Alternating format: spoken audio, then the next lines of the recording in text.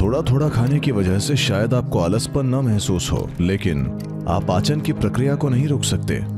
अगर आप अपनी पूरी क्षमता का उपयोग करना चाहते हैं तो 1.5 से 2.5 घंटे के अंदर आपका पेट खाली हो जाना चाहिए। जब पेट में खाना मौजूद होता है तो सफाई तंत्र काम करना लगभग बंद कर देता है। पेट साफ न होने का मतलब है आप प्रॉब्लम्स को न्योता दे रहे हैं। देखिए, अगर आप मानव शरीर को भीतर से जानते, आप खुद ही इस पर गौर करते।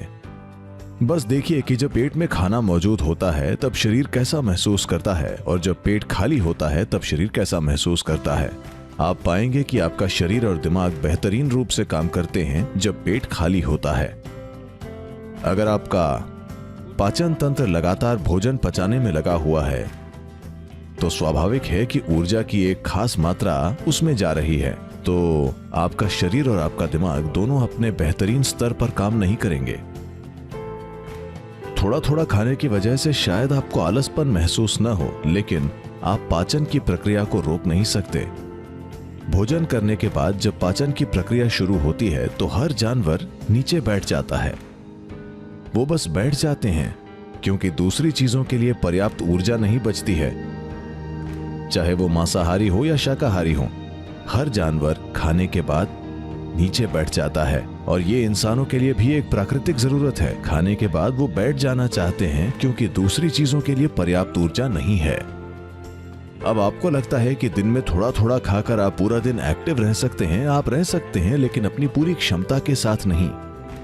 अगर आप अपनी पूरी क्षमता का इस्तेमाल करना चाहते हैं तो आप अपने शरीर और उसके मेटाबॉलिक प्रोसेस को इस तरह से बनाकर रखिए कि चाहे आप जो भी खाएं, जो कुछ भी खाएं, 1.5 से 2.5 घंटे के अंदर आपका पेट खाली हो जाना चाहिए। योग हमेशा इसी चीज पर जोर देता है कि 1.5 से 2 घंटे के अंदर आपका पेट खाली हो जाना चाहिए। पेट खाली होने का मतलब भूखा होना नहीं। जब ऊर्जा का स्तर नीचे चला जाता है केवल तभी आपको भूख लगती है, नहीं तो आपका पेट खाली ही होना चाहिए। जब पेट खाली होता है, पेट यानी पेट की थैली, भोजन आंत के दूसरे भागों में चला जाना चाहिए। आंत में प्रक्रिया बिल्कुल अलग है। वो पाचन नहीं है, वो ऊर्जा को ग्रहण करना है। उसमें ज्यादा ऊर्जा नहीं लगती, पाचन प्रक्रिया में लगती है। जब खाना पेट की थैली में मौजूद हो तो बेहतर है कि आप अपनी गतिविधि को कम कर लें। अब अगर सारा दिन आपके पेट में खाना मौजूद रहेगा तो आप अपने जीवन की पूरी क्षमता कम कर लेंगे। एक पहलू और है, जब पेट में खाना मौजूद होता है और पाचन प्रक्रिया चल रही होती है तो सफाई तंत्र काम करना लगभग बंद कर देती है।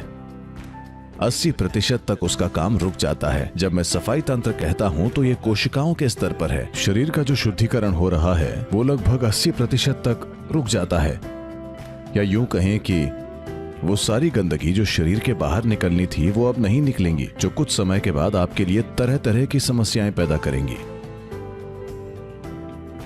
और अगर आप अलग अलग समय पर खाते हैं तो आपकी आंतों की सफाई की प्रणाली असरदार तरीके से काम नहीं करेगी, क्योंकि वेस्ट मैटर किसी खास समय पर बड़ी आंत में नहीं आते, ये अलग अलग समय पर आते हैं, तो आपको उसमें भी प्रॉब्लम्स होंगी। इसीलिए आपका पेट भी पूरा दिन साफ नहीं रहेगा। पेट साफ न होने का मतलब है आप प्रॉब्लम्स को न्योता दे रहे हैं। आपका पेट हमेशा साफ रहना चाहिए। योग में यह बहुत ही महत्वपूर्ण है। किसी भी पारंपरिक प्रणाली में आप देखेंगे कि अगर आप एक आयुर्वेदिक डॉक्टर या किसी सिद्ध वैद्य या किसी के पास भी जाएं तो सबसे पहले वे आपकी सफाई करेंगे, क्योंकि वो जानते हैं कि आपकी ज्यादातर प्रॉब्लम्स पेट साफ न होने की वजह से हैं। और जिस तरह से लोग आज खा रहे हैं, पेट को साफ रखना उनके लिए एक बड़ी चुनौती बनने वाला है। मान लीजिए कि आप हमेशा की तरह एक भरपेट भोजन करते हैं, एक भरपूर भोजन, और बीच में या तो हम कुछ न खाएं या अगर हम बहुत एक्टिव हैं तो कुछ फल वगैरह खा सकते हैं, तो आप देखेंगे कि आपका पेट हमेशा साफ रहेगा। और लोगों को इसे आजमाना चाहिए। खुद को एक दिन साफ करके उन्हें देखना चाहिए कि कैसा महसूस होता है। अचानक आप अपने भीतर कुछ हल्का और सुंदर महसूस करेंगे। हर दिन आपको इसी तरह महसूस होना चाहिए।